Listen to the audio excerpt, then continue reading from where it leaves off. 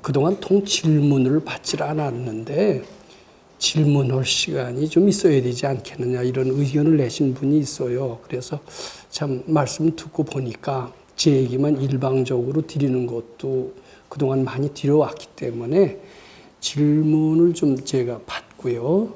거기에 대한 제 소견을 말씀드리는 시간을 갖는 것은 의미가 있을 것 같았었습니다. 그래서 12월 7일 이제 그때는 생활 속의 건강형 강의 전반에 관한 질의 및 응답 시간을 갖도록 그렇게 하겠습니다.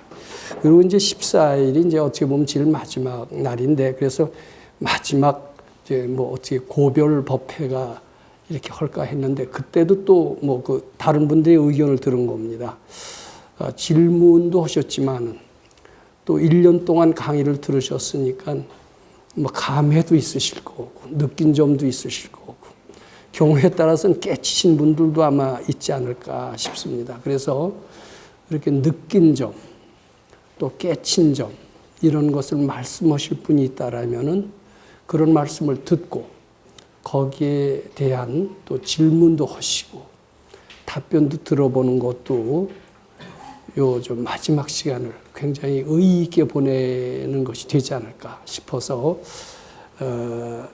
요것은 미리 좀 선정을 할까 합니다. 그리고 요 질의 응답이라고 그랬는데 물론 그 자리에서 바로 질문하셔도 됩니다만은 요 시간을 굉장히 의미 있게 효율적으로 보내기 위해서는 사전에 질문지를 주시는 것도 좋을 것 같습니다. 그냥 내주부터는 질문을 하실 분들은 뭐 그 자리에서 그냥 질문하셔도 좋지만 또 그리고 유익한 답변을 하려면은 저도 생각해서 답변하는 것이 더 좋기 때문에 그런 시간도 주실 겸 미리 질문을 준비해 주시고 또 한 주일 전 정도에는 제출을 해 주신다면 더 보람 있는 시간이 되지 않을까 이렇게 생각을 합니다. 자, 그리고요.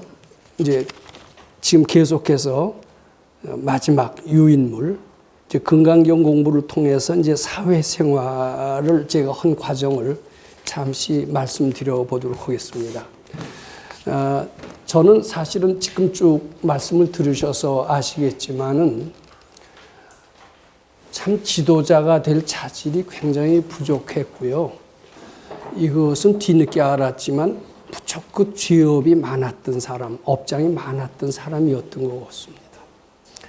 근데 아주 100% 업장 덩어리만은 아니었고 언젠가는 닦은 구석이 아마 조금은 있었던 것 같습니다.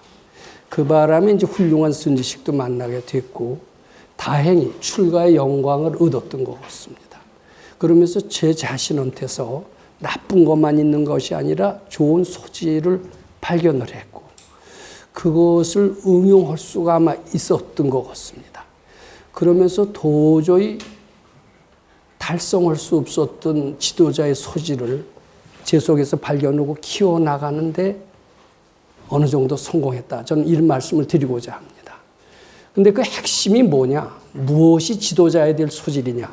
그러니까 제가 조금 전에도 말씀드렸지만은 우리는 항상 변덕스러운 마음 속에서 살고 있습니다.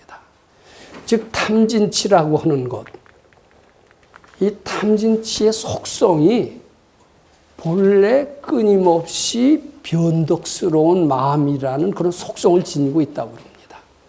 탐심이라는 게 뭡니까? 어서 해야지. 그냥 무조건 어서 해야지 이렇게 하면서 끊임없이 움직이는 마음, 이게 탐심이라고 합니다. 그 다음에 진심은 뭐가 진심이냐면 왜 안 되느냐 하는 겁니다. 왜 안 되느냐 하면서 나무래는데 한 번만 나무래는 게 아니라 너 왜 안 돼 자꾸 그러는 겁니다. 성질 내는 사람이 한 번 성질 내고 뒤끝이 없는 사람 봤습니까? 뒤끝이 없는 것 같아도 또 나와요. 한 번 성질 내고 또 내고 반복하는 것이 성질 내는 사람의 특징입니다. 이만큼 진심은 반복해서 계속해서 움직입니다. 또 치심은 이만하면 되었다라고 하는 마음이 치심이라고 그래요. 만족한 마음. 이게 만족이 꼭 좋은 게 아닌 것 같습니다. 근데 만족하고 더 이상 바라지 않는 게 아니에요. 만족했다 또 바라고 만족했다 또 바라는 것은 만족을 깨치는 게 아닙니다. 자꾸 변덕스럽게 되는 겁니다. 저기 탐진치는 끊임없이 변덕스럽다라는 것이 그 특징이다라는 겁니다.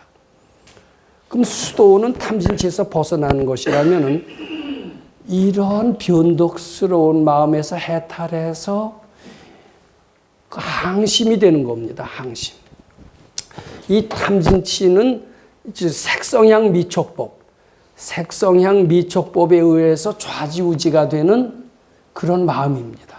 그런데 이것은 외관, 어떤 색성향 미촉법이 아무리 영향을 난리를 친다 하더라도, 아무리 역경이 온다 하더라도, 아무리 절체절명의 위기가 온다 하더라도 마음은 흔들리지 않을 수가 아마 있는 모양입니다. 그것을 금강경에서는 응무소주 이생기심이라고도 했습니다. 즉 지도자가 될 자질이 부족한 것은 우리 탐진치 속에서 머물러 있다라는 뜻이고요. 지도자가 되는 길은 항심을 만들기만 하면 지도자가 된다. 이런 말씀을 좀 드리고자 합니다. 제가 수도장에 가서 4년 동안 있으면서 끊임없이 변덕스러운 제 마음을 안정시키면서 분별 쉬는 시간을 오래 가졌다라는 얘기를 들었습니다. 그리고 제가 씩씩해졌다라는 이야기를 했습니다. 즉 항심, 부동심이 저의 수도의 보람이요 그리고 지도자가 되는 길의 핵심, 요인이다. 이런 말씀 드리고자 합니다. 그런데 그 수도장에서 4년을 훌륭한 선생님 밑에서 지도를 받았음에도 불구하고 아직 완전히 제가 항심이나 부동심을 달성했던 것 같지는 않습니다. 말 다 달성했다라면 사회생활할 준비가 완벽하게 돼 있었던 것 같아요. 근데 아마 달성하지 못하고 저는 사회생활에 참여를 했습니다. 제가 소사에서 4년을 있었습니다. 수도장에서 4년 완전히 출가했습니다. 스님처럼. 근데 바로 그때가 취직하기 적기였습니다.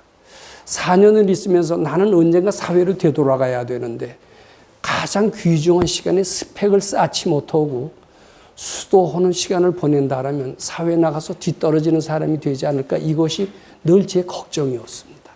근데 그럴 때마다 우리 선생님께서는 뭐라고 그러시냐면 사회생활 아무 문제 없다.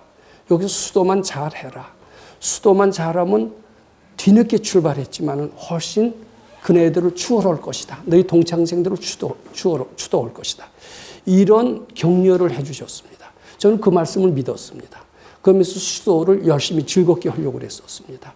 내가 너희들보다는 뒤떨어져 있지만은 나는 이 시간이 헛된 시간이라 언젠가는 너희들을 앞질러 갈 것이다. 이제 그런 속에 자신감이 있었던 것 같습니다. 이미 그때 4년 됐을 때는 그때만, 요새는 박사가 하도 흔합니다. 뭐 하버드, 프린스턴, 예일 이런데 박사들도 지금 많이 쏟아져 나오고 있습니다. 근데 그때는 아주 드물었던 시절인데 이미 그 당시에 우리 동기들은 미국 가서 박사를 해서 소위 명문대학에서 교수를 하는 사람이 있었습니다. 또 키스트라고 하는 데가 초창기였는데 그때는 초창기에는 봉급도 많이 주고 그래서 서울대학 교수 하는 것보다 키스트로 많이 갔었습니다. 이제 그래도 저는 그 친구들보다 내가 못할 거 하나도 없다. 이런 생각을 했었던 것 같습니다. 그리고 막상 사회에 나갔습니다. 사회에 나갔는데 그런 사람들을 만나면 슬슬 피하게 되더라고요. 야, 이게 내가 당당하지 못하구나. 이런 생각을 느끼게 됐습니다. 그래도 어떻게 선생님은 수도 기간이 결코 헛된 게 아니라고 그랬으니까 언제가 잘 되겠지 이제 이런 생각을 했습니다. 근데 밖에 나왔으니까 일단 취직을 해야죠. 난 취직이 맘만 먹으면 될 것 같았었어요. 그때는 이미 상당히 마음이 안정이 됐고 정신병적인 요소도 해탈이 됐고 항심이라는 게 무엇인지 실감을 했고 내 마음만 딱 세우면 안 될 게 없다라는 이런 마음의 상태가 됐었던 것 같습니다. 난 이제 과거에는 사회생활하기에 그렇게 적합한, 어떻게 보면 간판에만 의존해서 사는 허약한 사람이었지만 이제는 간판이 없더라도 인류대학이라는 간판을 다 던지고서라도 난 독립할 수 있다. 이런 생각을 했었던 것 같습니다. 그렇지만은 좋은 취직 자리는 못 될 것이다. 우선 호르몬대 가서라도 열심히 해보자. 근데 호르몬 취직, 감히 이제 좋은 취직은 바라지를 않는 겁니다. 호르몬 되면 더듬었는데 하나도 안 되는 겁니다. 근데 한두 군데 안 되면 뭐 흔들리지 않을 텐데 열이면 열 다 안 되는 거예요. 그러니까 마음이 좀 흔들리기 시작했습니다. 이게 흔들렸다라는 것은 아직 제가 항심이나 부동심을 달성하지 못했다는 것이 되고 제대로 수도를 철저히 하지 못했다는 것이 되는 겁니다. 그러면서 그럼 항심이나 부동심을 만들기 위해서 다시 되돌아갈까 그런 생각을 했어요. 아직은 내가 사회 나가서 바로 사회생활을 참 원활히 할 준비가 덜 됐는 모양이다. 항심이나 부동심을 더 연습한 뒤에 나와야 되지 않겠느냐고 다시 수도장으로 들어가려고 그랬습니다. 그랬더니 선생님께서 거부하시는 거예요. 안 돼.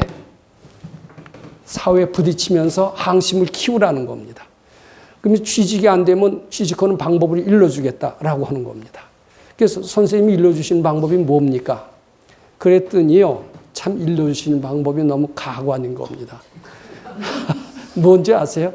아주 쉽지만은 제가 하기는 무척 어려운 겁니다. 제가 이제 공과대학 금속공학과를 졸업했습니다. 근데 거기에는 중소기업이 굉장히 많습니다. 뭐 주물공장, 표면처리공장 이것들이 다 저희 전공하는 그런 회사, 공장입니다. 근데 거기 공원들이라는 것은 이제 공고를 나온 학생도 있고 고등학교도 못 나온 사람들이 많은데 우리는 그런 데 가서 기능공 노릇을 하는 게 아니라 엔지니어로서 그네들을 지도하는 그런 이제 그 자리에 기대를 하면서 이제 공과대학을 간 겁니다. 근데 선생님이 뭐냐 하면은 취직을 하는데 뭐 어떻게 하느냐, 취직하는 방법이 있다라고 하면서 그런 공장에 가서 우리 전공 공장에 가서 견습공으로 써달라 이렇게 얘기를 하래요. 그러면 아마 견습공으로 써달라면은 써줄 거다. 그럼 절대로 견습공 허란 말입니까? 견습공 어떠냐? 말 됩니까? 안 됩니까? 저는 참 어이가 없었어요. 선생님 저를 4년 동안 수도를 잔뜩 하라고 하면서 수도하면은 너희 동창생들보다 하나도 뒤떨어지지 않고 더 성공할 것이다. 이렇게 얘기를 해가면서 기껏 와서 하라는 것이 견습공 하라는 게 이게 도인이 하실 말씀입니까? 그런 좀 어처구니가 없더라고요. 그리고 그때 제가 마음을 좀 닦았다고는 하지만요. 마음속에 아직 못 닦은 부분이 너무나 많았던 거예요. 내가 이런 거 하게 됐어. 이런 어떻게 보면 자만심, 이거만은 못 닦았던 것 같습니다. 근데 그걸 하라는 거예요. 너 소사에서 그 3D 업종, 위험하고 지저분한 것도 했는데 이거 할 수 있다. 너 할 수 있다. 너 해라 이러는 거예요. 선생님의 말씀이 늘 틀리질 않았기 때문에 저는 인상을 쓰면서도 네 하면서 아니 하면 안 됩니다. 우리는 무조건 네 해야 됩니다. 하면서 이제 견습공을 이제 두들겼습니다. 근데 제가 조금 야갔으면요. 저는 고등학교도 안 나왔습니다. 가서 하다가 이게 취미가 있는데 일당을 안 받아도 좋으니 견습공을 좀 써주십시오. 이렇게 얘기를 했더니만 아마 됐었을지도 모릅니다. 선생님이 그런 좀 힌트라도 주셨으면 좋은데 그런 힌트도 안 주셨어요. 그 유명한 그 손학규 씨의 얘기가 있습니다. 거기가 이제 가서 무슨 대목꾼이었습니다. 그래서 이런 데 취직을 하려고 그랬는데 고등학교 어디 나왔냐고 그랬더니 경기를 나왔다고 그러더래요. 이게 경기 나온 놈은 안 된다 그래갖고선 취직이 안 된 사례가 있습니다. 이건 나쁜 고등학교를 나와서 취직이 안 된다. 이런 우스갯소리가 있습니다. 저도 견습공을 하러 가서 당신 이력이 어디냐요? 그때는 31살인가 요거밖에 안 됐기 때문에 견습공 해도 못할 건 없습니다. 시침 뚝 따고 연극을 하면서 저는 초등학교밖에 안 나왔는데 이것저것 해도 다 안 되는데 주물공장이 제 적성에 맞습니다. 저 봉급 안 받아도 좋으니 견습공이라도 좀 해 주십시오. 아마 그렇게 해서 견습공으로 들어갔다고 칩시다. 굉장히 지저분하고 안 좋죠. 그렇지만 그것을 목장하듯이 자꾸 받치면서 하는 거예요. 한번 저는 자리만 주어졌다면 성실하게는 할 것 같았습니다. 그러면 이게 가만히 보니까 나이가 먹은 게 자기보다 새카만 10년 후배짜리하고 같이 오면서 성실하게 근무하면은, 그리고 똑똑하게 하는 걸 아마 한 달만 있어도 전 눈에 들게 할 것 같습니다. 당신 솔직히 얘기해. 어디 나왔어? 막 이렇게 물어볼 겁니다. 그럼 그때 가서 얘기했다면 당장 과장으로 앉아줬을 거예요. 우리 선생님은 그걸 염두에 두셨던 것 같습니다. 밑바닥에 가서 그리고 견수공 안 시켜주면 자꾸 가서 견수공 시켜달라고 그래라. 그리고 견수공만 하면은 처음부터 좋은 자리 가려고 그러면 되느냐. 끈질기게 가서 말하자면 정주영 씨 식으로, 김우중 씨 식으로. 김우중 씨가 어땠냐면 누구하고 싸웁니다. 얻어맞습니다. 그 이튿날 가서 또 싸우자고 그럽니다. 얻어맞습니다. 또 싸우자고 그럽니다. 화내지 않고 싸우자고 그러니까 나중에 때린 놈이 무릎 꿇고 빌었다는 그런 얘기가 있습니다. 화 안 내는 사람이 이기는 겁니다. 그건 견수공을 거절을 했다 하더라도 제가 끈질기게 찾아가서 견수공만 하고 성실하게 일했다라면은 그것이 성공하는 첩경이더라고요.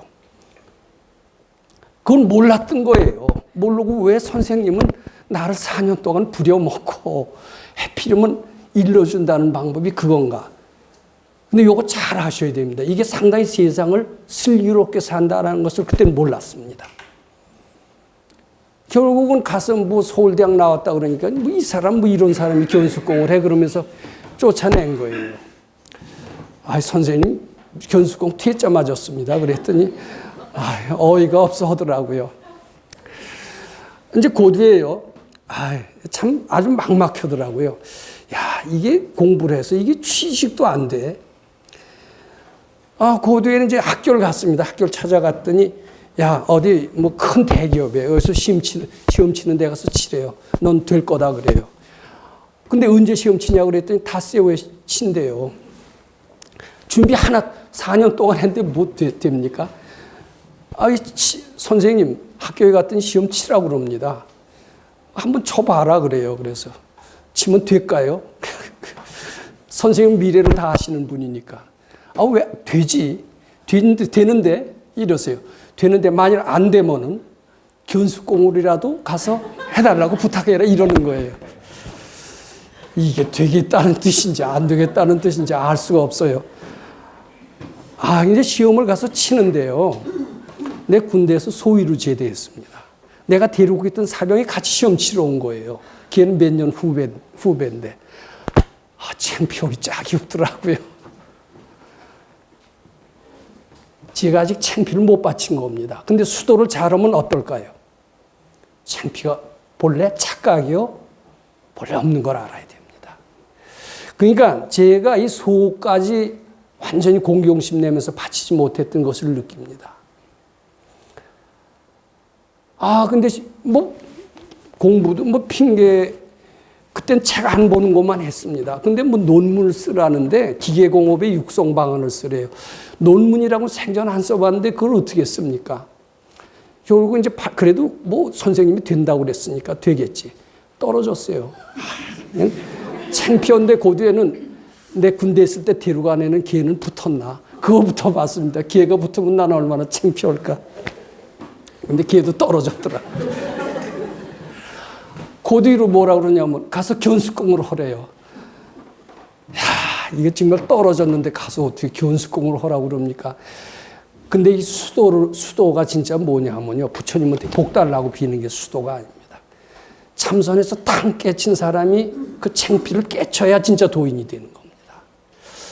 그때요. 제가 견수공 하겠다라고 찾아갔으면 저 됐을 겁니다. 왜냐하면은 저를 면접 보는 그 대기업에 그 회사 이름은 밝히지 않겠습니다. 지금도 그 회사가 아주 큰 뻗어나간 회사인데 상무가 저를 굉장히 안타까워 하더라고요. 얘를 그때 이제 많은 시험 치는 사람 중에서 서울대학 지원자가 나 하나였어요. 그러니까 얘 아마 서울대학 나왔나 봐요. 얘를 붙여주고 싶은데 그냥 인상을 쓰는 게 보여요.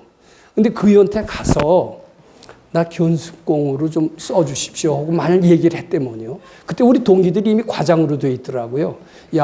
그 사람이 나를 안타깝게 생각하는데 그 사람 내 찾아가서 견수공이라도 좀 하게 해달라고 하면 어떨까? 그러면 걔가 이제 해서 그리 가겠죠. 가서 하면은 너 그런 정성이면 정식으로 채용하겠다. 아마 그랬었을 것 같아요. 아마 그걸 염두에 두시고 우리 선생님이 아마 그렇게 얘기하신 것 같았는데 그때는요. 이게 창피를 제가 못 닦았던 것 같습니다. 3D는 다 했는데. 근데 그 뒤로 제가 참 그 산미그룹의 부회장이 그 호텔에서 뽀이현 노릇을 보고 제가 그런 정도의 배짱만 있었으면은 틀림없이 제가 참 큰 일을 했을 텐데 요걸 좀 잘 참고하시기 바랍니다. 이 창피라는 것, 체면이라는 것 이것은 공부하는데 굉장히 방해입니다. 그렇다고 무대뽀는 좋지가 않습니다. 창피고 체면을 자꾸 부처님께 바쳐야 됩니다. 그리고 도인이 시키시는 대로 그대로 했었어야 될 것 같아요. 저는 그러면 그때 아마 큰 일을 했었을 것 같습니다. 결국은 창피해서 그걸 못하고요. 근데 지금도 그때 떨어졌어도 창피하지 않고 흔들리지 않고 계속 선생님 시키는 대로 견습공도 해달라. 바로 정주영 씨 식입니다. 이렇게 했다라면 저는 벌써 깨쳐도 깨쳤을 거고 CEO가 됐었을 거고 아마 틀림없을 것 같습니다. 수도가 이런 것이다라는 것을 좀 잘 기억을 해 주시기 바랍니다. 이제 그러고선 이것저것 안 되니까 제가 했던 게 이제 식당입니다. 어떻게 보면 올 때 갈 데 없는 사람들이 하는 게 식당인지도 몰라요. 누가 하자고 그래요. 그러니까 취직도 안 되고 견습공 해도 안 되고 시험쳐도 떨어지고 근데 그게 알고 봤더니 제가 다 하기 싫어서 제 손송치더라고요, 그게. 나중에 그걸 알았어요. 취직도요, 꼭 하게끔 된 게 있었습니다. 근데 나중에 결국 떨어졌어요. 왜 떨어졌냐고 그랬더니 그 사장한테 얘기 들었어요. 저 사람은 산속에서 수도올 사람이지 도저히 우리 회사에 와서 못할 것 같은 사람이래요. 얼굴에 써 있더래요. 그런 사람은 어떻게. 이게 제 마음이 의욕이 안 차 있었던 거예요. 마지못해서 원서는 냈지만 도저히 와서 할 의욕이 안 돼 있으니까 떨어뜨릴 수밖에 없죠. 저것도 돼도 떨어뜨릴 거예요. 저렇게 산속에서 살고 착하기만 하면 다 합니까? 요새 착한다고 됩니까? 선생은 할지도 모르죠. 근데 선생도 착한 것만 갖고는 안 됩니다. 애들한테 휘둘려서 안 돼요. 저는 그때 준비가 안 됐던 사람이고 전 떨어지는 게 너무나 당연한 겁니다. 그거까지 깨치지 못하고 나왔던 거예요. 그렇다고 산속에 가서 수도 올리니 그것도 안 된대요. 부딪히래요. 이 식당입니다. 식당 정말 죄송한 표현이지만 못해 먹겠더라고요. 어서 오십시오. 그리고 그때는 세금도 인정과세예요. 와서 막 때리는 겁니다. 그리고 그냥 같은 업종에 있는 사람들이 조금 잘 되면 시기 질투하고 고발하고 이러는데 참 세상이 험악하더라고요. 그래서 이제 식당을 하다가요. 도저히 못하겠습니다. 호르몬 회사에 오라고 그래요. 그래 가겠습니다. 그랬더니 우리 선생님이 안 돼. 또 우리 주위에서 친구가 해서 어디 호르몬 중학교 선생으로 오래요. 아이고 오라는데 가겠습니다. 안 돼. 근데 장사도 또 안 되는 거예요. 근데 이게 제가요 지금 와서 봤더니 그래도 4년을 버텼습니다. 4년을 버텼는데 결국은 장사가 하도 안 되고 그래서 이제 결국은 문을 닫았습니다만은 장사가 왜 안 됐느냐? 제가 하기 싫어서 안 된 것을 알았습니다. 이것을 끈질긴 마음으로 중국의 최대 부자 마윈처럼 흔들리지 않고 낙관적인 마음으로 이 식당은 내 전직이다. 즐겁게 한다. 여러 사람한테 음식을 먹이는 것을 무한한 영광으로 생각을 한다. 그리고 기쁜 마음으로 했다라면은 제가 무시하지 않는 마음으로 했다면 내가 식당 할 사람이냐 저는 이런 생각이 있었거든요. 왜냐하면 아까도 얘기한 것처럼 나는 가장 사람들이 들어가기 어려운 좋은 대학에 들어간 엘리트라고 하는 이런 건방진 생각이 제 발목을 많이 잡았던 것 같습니다. 제가 엘리트는 무슨 엘리트예요. 이렇게 마음에 수시로 항심이 못 되고 자기 체면이라는 노예에 흔들려서 어떤 사람이 엘리트가 아닙니다. 그런 사람. 그런데 흔들리지 않아야 엘리트인데 학교에서 이렇게 딱딱 잘 찍어서 성적만 잘 받으면 그걸 엘리트로 착각을 하고 있었던 것 같습니다. 그것이 내 성공에 큰 발목을 잡았던 것 같아요.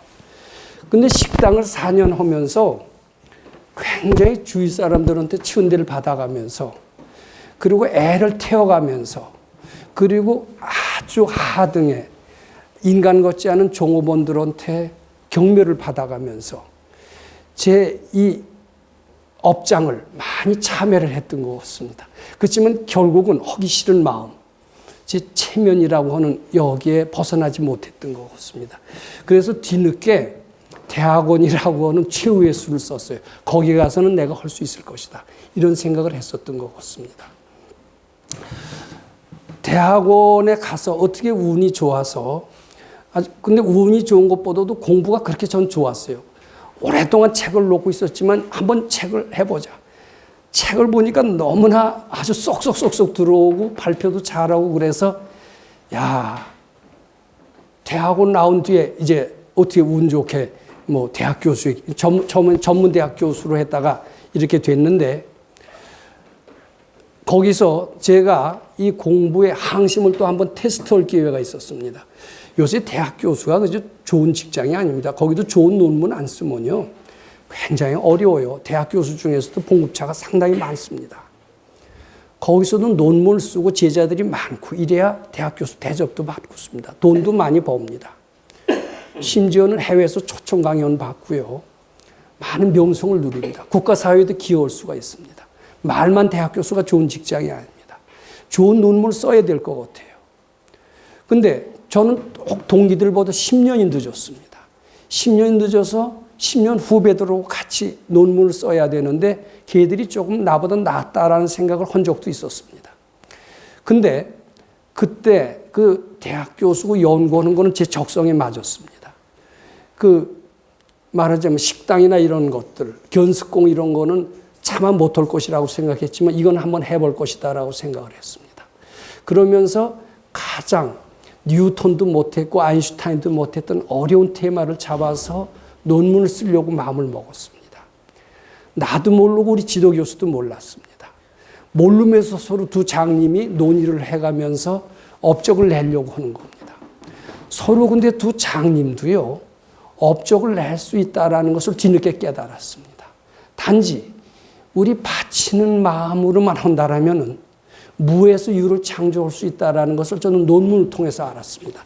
여기 이렇게 표현을 했습니다만은 창의성 있는 논문이라고 그랬습니다. 저 유인물을 봐주세요. 저 네 번째 줄에 창의성 있는 논문인데 지도교수나 상담 파트너를 모두 부처님처럼 알고 상대의 말이 처음에는 엉터리라고 생각되어도 내 선입견이 틀림을 생각하고 무조건 내하며 받아들이고 연구를 한 겁니다. 그러니까 지도교수도 모르면서 지도를 해요. 근데 많이 틀린 걸 알지만은 아니라고 하지 않았습니다. 아니라는 소리가 얼른 나옵니다. 네 하고 내가 잘못 판단했겠지. 저희가 틀리지 않았겠지. 저희는 부처님 같은 사람인데 옳은 말을 했겠지. 네 하고 연구를 했습니다. 했더니 거기서 뭘 하나 실마리가 발견이 되더라고요. 그래서 뭐라고 그랬냐면 지도해 주신 거 틀림없이 맞았습니다. 좋은 거 발견했습니다 했더니 그이는 아주 기분이 좋았습니다. 그러면서 자기도 신나서 또 다른 것을 시킵니다.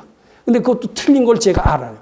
틀린 건 알지만은 내 선입견이 틀렸다라고 생각할지도 모르니까 한번 내 선입견을 바치면서 네 하면서 또 연구를 했습니다.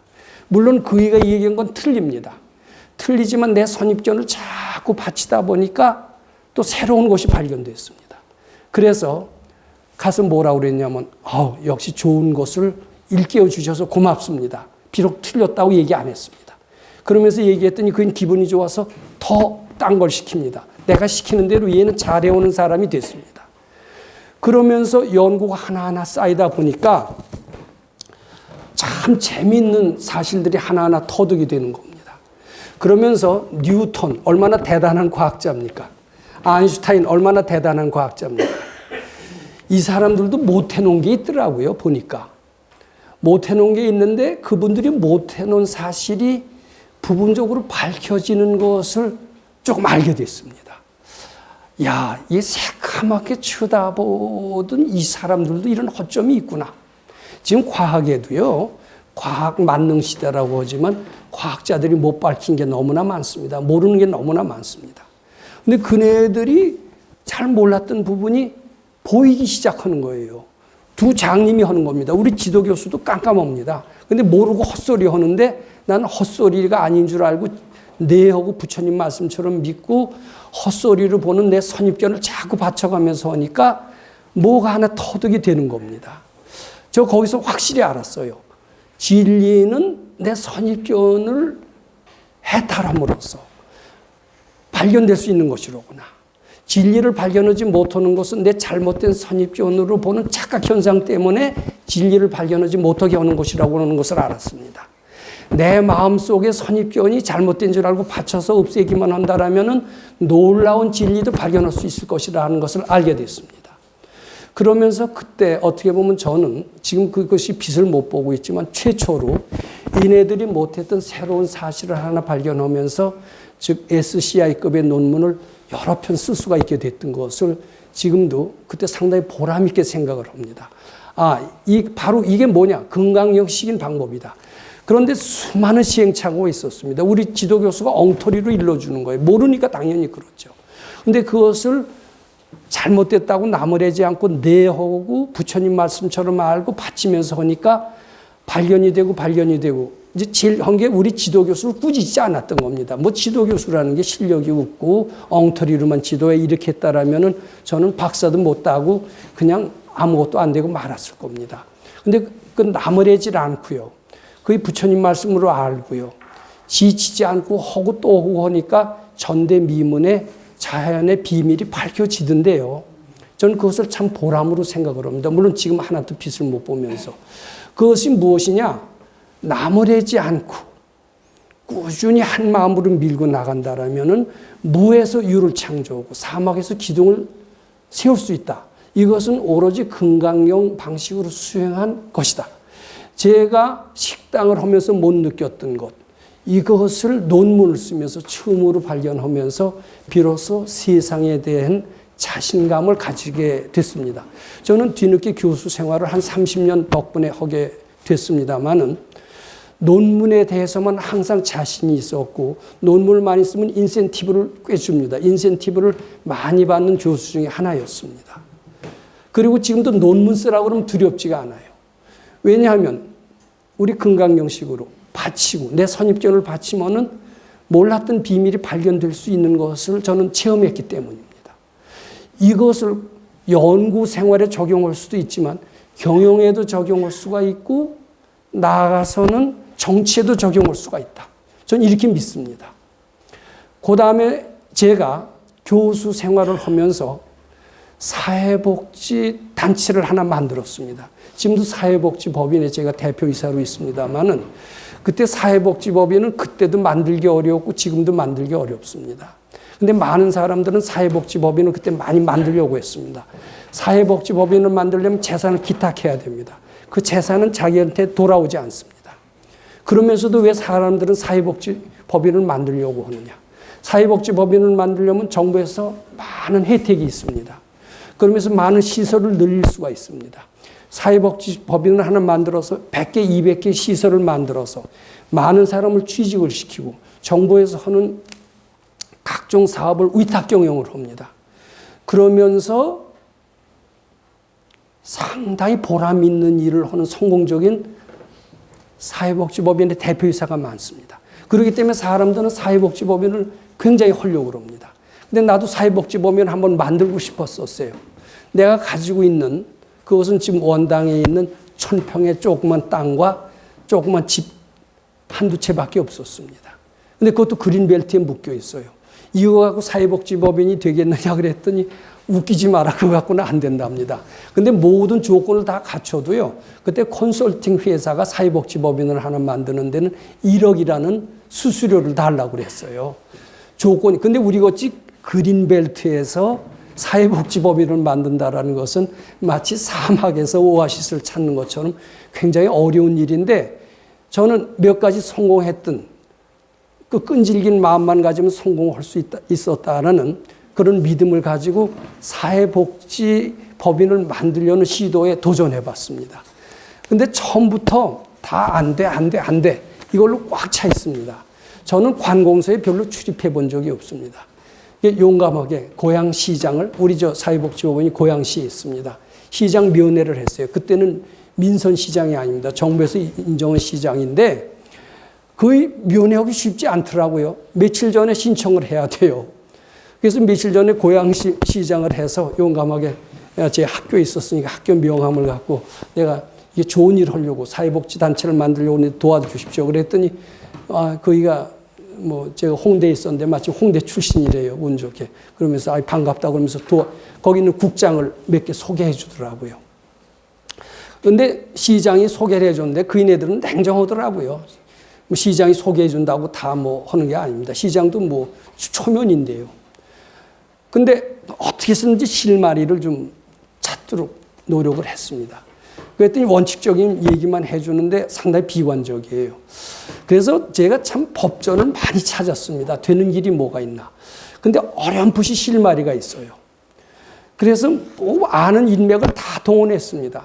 그랬더니 다 부정적이에요. 안 된다. 근데 조금 법전을 보니까 일말의 가능성이 있어요. 일말의 가능성이 있으면서 사람을 만난 게 무척 많이 만났습니다. 경기도청을 아마 수십 번도 더 갔었을 것 같습니다. 여기 보시면요. 사회복지법인 설립이라고 그랬는데 그린벨트에 사회복지법인 설립 시도를 했습니다. 이때 만난 사람이 고양시장, 고양시 각 국장, 경기도 과장, 청와대 행정관, 그리고 수십 번 경기도청 왕래를 했습니다. 그리고 이게 3년을 끈질기게 했습니다. 정주영 씨 식으로 했습니다.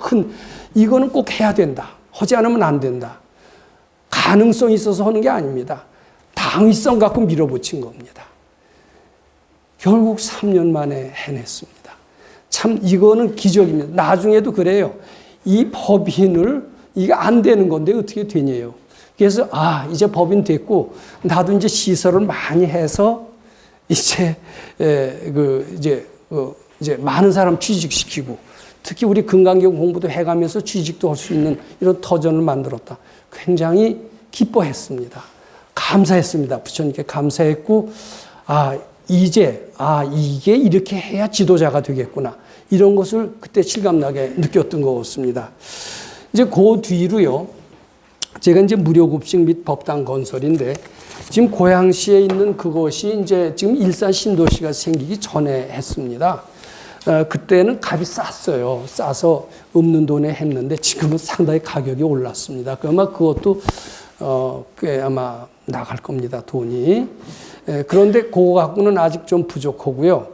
제가 서울 마포구 망원동에 있는 자택을 어떻게 좀 그거밖에 재산이 없는데 법당을 하나 짓고 싶습니다. 그래서 이제 무료급식 어떻게 하면 법당을 지을까. 근데 이 생각이 났습니다. 남을 먹이는 연습을 한 3년을 해봐라.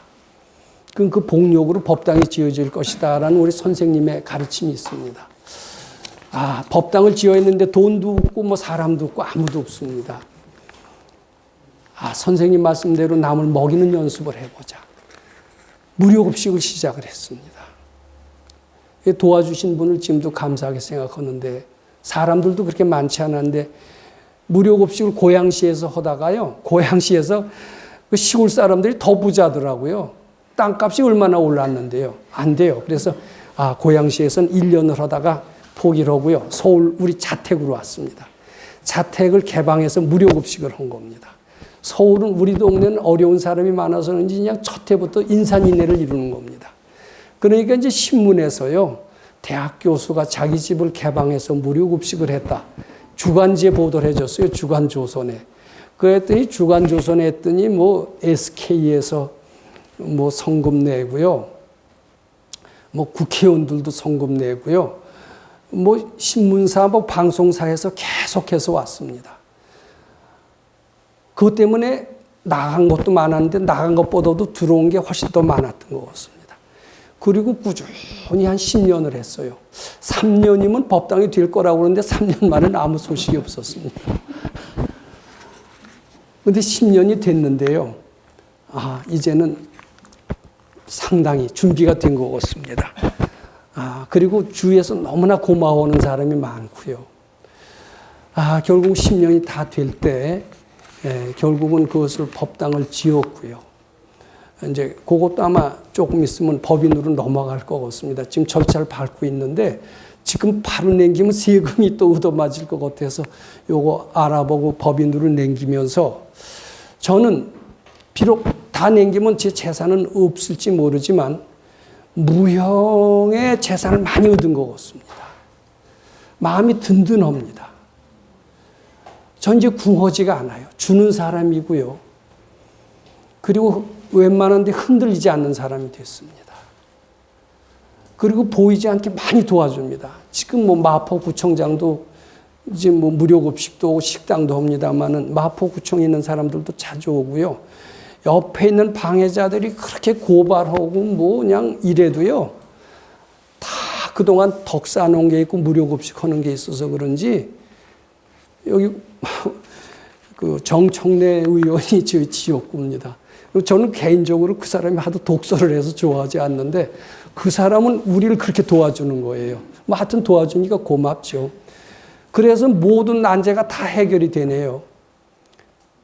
이제는 저는 아직도 그렇게 뭐 부족한 게 참 많다라고 느끼지만은 이게 지도자 노릇 할 수 있다. 이런 느낌을 가지게 됐습니다. 논문도 쓸 수 있겠다. 도저히 안 된다는 복지단체도 만들었다. 아마 이것도 조금 있으면 시설 늘려서 많은 사람 취직시킬 수 있을 겁니다. 그리고 지금 아마 사업도 잘 되고 있습니다. 식당 사업도 동시에 잘 될 것 같아요. 그러면서 많은 사람을 도와주고 거느리고 나가서는 우리 건강경 공부를 밝게 유도할 수 있을 것 같습니다. 저는 감히 지도자라는 생각을 하지는 못합니다만은 또한 지도자 아님도 아니라는 생각을 합니다. 도저히 자질이 못된 나 같은 사람, 한 5분이라도 분별을 쉬지 못하는 나 같은 사람이 이 건강경 공부를 통해서 분별을 쉬는 연습을 해서 항심을 일으켜서 역경에서 좌절하지 않는 것을 배워서 결국은 일을 일으키는 것을 배웠습니다. 논문 쓰는 것도 일으키고 사업도 일으키고요. 내가 바라던 무엇도 하나 될 것 같은 생각을 합니다. 그래서 제가 감히 이런 제목으로 이런 말씀을 드리게 된 것 같습니다. 오늘 건강경 실생활에서의 응용, 지도자 될 자질이 부족한 사람이 지도자가 되는 길, 그 내용, 그 본문을 이상으로 정리를 해봤습니다. 감사합니다.